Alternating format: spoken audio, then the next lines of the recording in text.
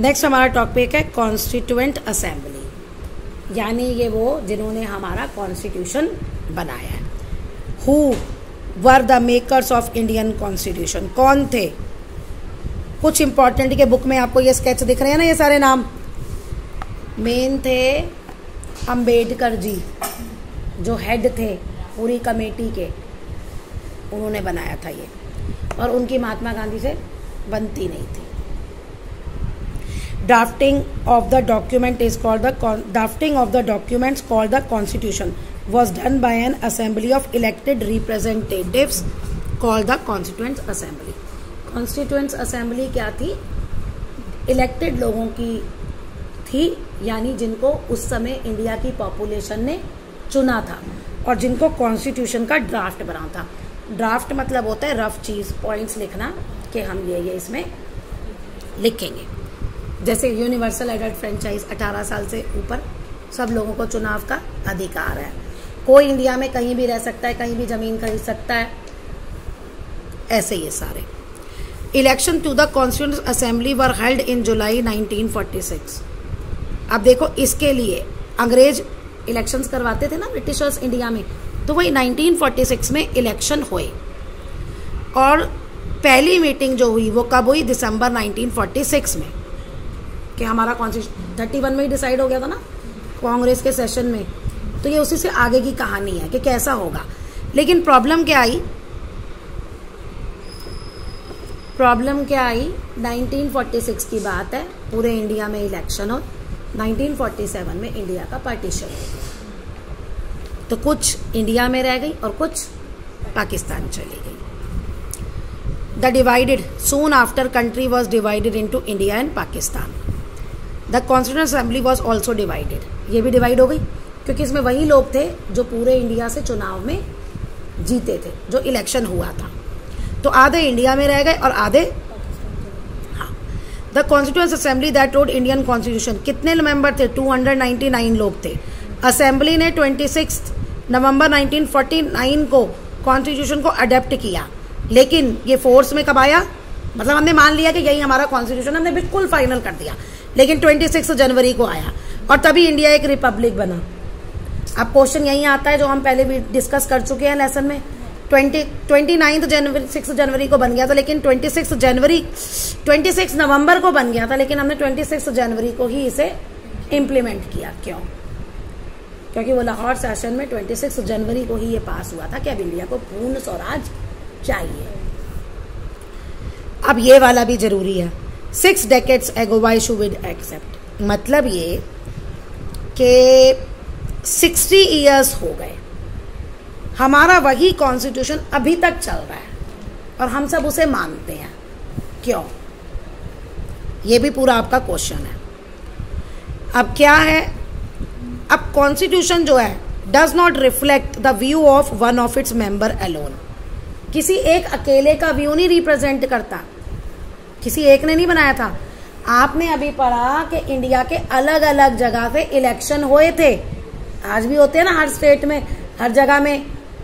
India divided है जिसे हम कॉन्स्टिट्यूएंसीज कहते हैं। फिर हर जगह से लोग जाके गवर्नमेंट में बनाते हैं ना, सेंट्रल गवर्नमेंट में।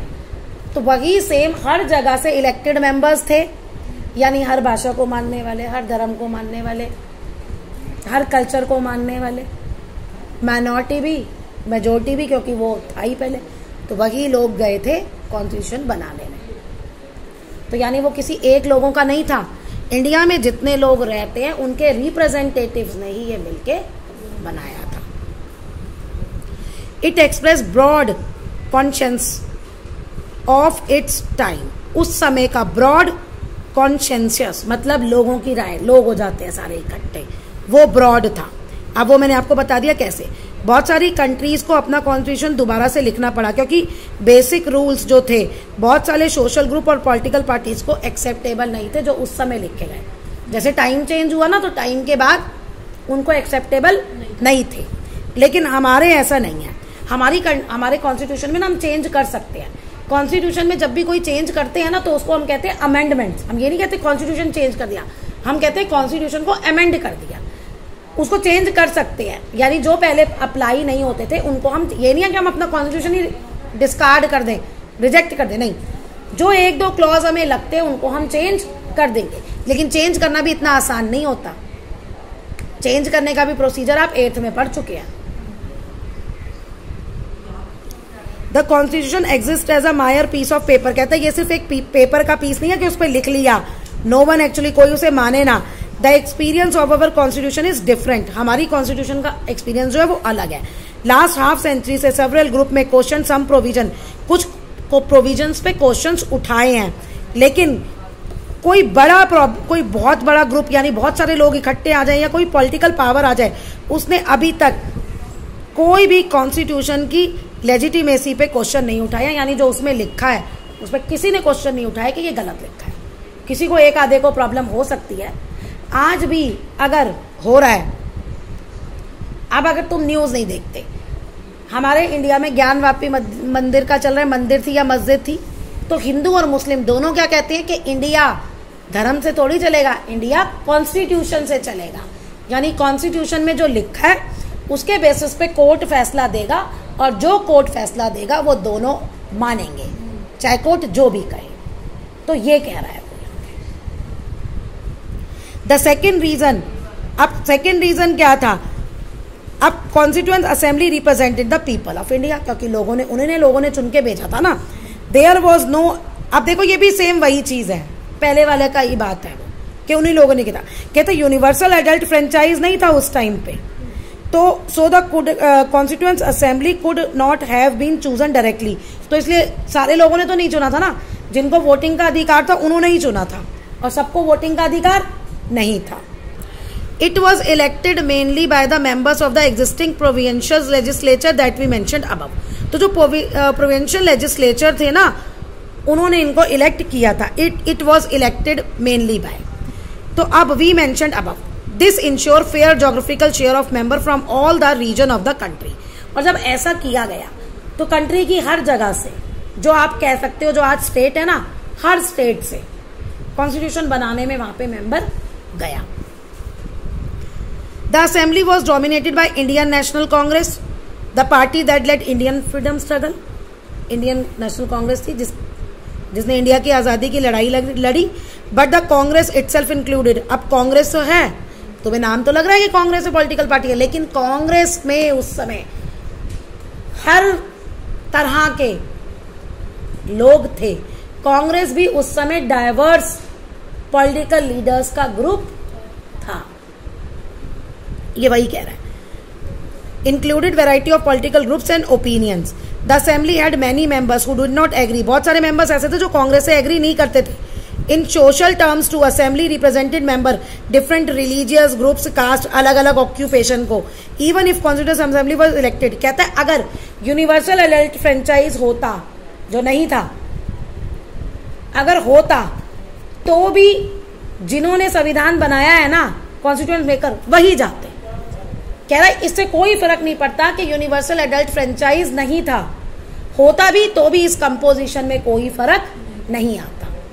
तो इसलिए हम कह नहीं सकते कि जिन्होंने हमारा संविधान बनाया उन्होंने अच्छा संविधान नहीं बनाया, या हमने किसी एक सेक्शन को पीछे छोड़ दिया, उसको कंसीडर नहीं किया जो इंडिया में रहते हैं। Finally the manner in which the constituent assembly worked gived sanctity to the constitution. जिस तरह से काम किया कॉन्स्टिट्यूएंट असेंबली ने, उसने कॉन्स्टिट्यूशन को बिल्कुल लीगली वो कर दिया। सबको मानना पड़ता है, वो कॉन्स्टिट्यूशन मानना पड़ता है।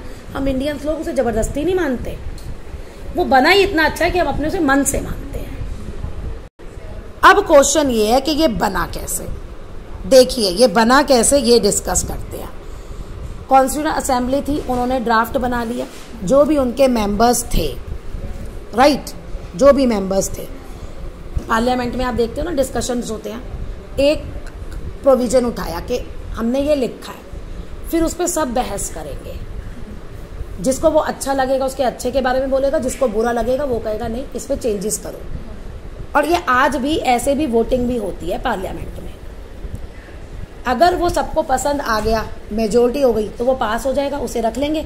अगर सबको पास नहीं हुआ, अच्छा नहीं लगा, तो वो जो चेंजेस करेंगे वो करके फिर वोटिंग कराएंगे, फिर उसे पास करेंगे। अब आप सोचिए कि अगर एक को मैं एक बार रिजेक्ट कर देती हूँ, फिर उसमें चेंजेस करके दोबारा से वोटिंग होगी, मान लो वो दोबारा भी रिजेक्ट हो जाता है तो फिर तीसरी बार चेंजेस करके वोटिंग होगी। ये प्रोसीजर तब तक चलेगा जब तक के मेजॉरिटी नहीं मिल जाती। तो इसमें कितना टाइम लगेगा, और इतनी डिस्कशन के बाद जो बनेगा वो क्या बनेगा, उसमें कोई मिस्टेक रहेंगी नहीं। ऐसे हमारा कॉन्स्टिट्यूशन बना है। तो अब ये बी आर अम्बेडकर जो थे उन्होंने कॉन्स्टिट्यूशन का ड्राफ्ट लिया, डिस्कशन बहुत सारे राउंड, ये देखो several rounds of thorough discussion takes place clause by clause, यानी जो उन्होंने पॉइंट्स लिखे थे वो 2000 अमेंडमेंट्स, यानी जो उन्होंने शुरू में बताया था उसमें कितने अमेंडमेंट्स किए, 2000 से भी ज्यादा, और कितना 114 दिन लगे, जो 3 साल के पीरियड में 114 दिन, ओके 114 डेज। अब हर एक इसकी ना वीडियो रिकॉर्डिंग भी है, शायद वीडियो रिकॉर्डिंग या ऑडियो रिकॉर्डिंग कुछ है, कैसे बना ये है हम लोगों के पास। Every document presented and every word spoken has been recorded and preserved, दिख रहा है जो भी बोला गया। 12 बल्कि देखो व्हेन प्रिंटेड डिबेट्स, 12 बल्कि वॉल्यूम्स, 12 मोटी मोटी बुक्स हैं। रैशनल क्या था इसके पीछे का, मेन एम क्या था, These debates provide the rationale behind the every provision for the constitution, यानी कि जो भी प्रोविजन में कॉन्स्टिट्यूशन रखा गया है तो हमारे कॉन्स्टिट्यूएंट्स मेकर ने ये बताया है कि ये हमने क्यों रखा, उसके पीछे का कारण रैशनल वो पता था। These are used to interpret the meaning of the constitution, और वो कॉन्स्टिट्यूशन का मीनिंग जानने में बहुत मदद करते हैं।